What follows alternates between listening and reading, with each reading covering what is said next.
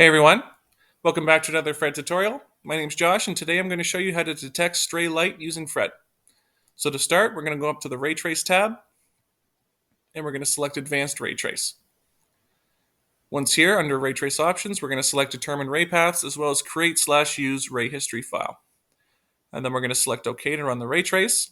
Here we can see our rays being traced in the 3D view. And after this is done, what we're going to do is open our Irradiance Spread Function. Click OK. And then it's just going to take a quick second for it to load in. And here we can see our peak value, but as well we can see there's a bit of a ghost image down at the bottom. So to get a better idea of what this is, we're going to scale our data by a log base 8. Click OK.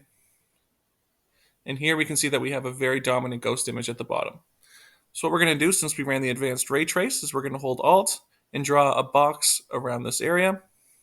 And in the output window, we can see the ray paths that are contributing to this ghost image. And in this case, the largest contributor is path number 200. So what we're going to do is we're going to close out of this and we're going to go over to Tools. We're going to select Reports and we're going to go Ray Trace Paths. And then we're going to scroll all the way down to ray path number 200.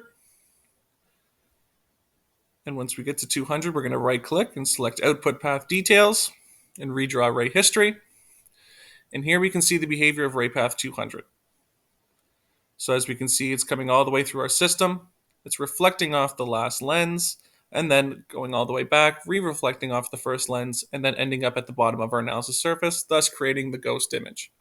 And there you go. As always, CBS is here to help support all Fred users, and keep an eye out for more helpful content just like this.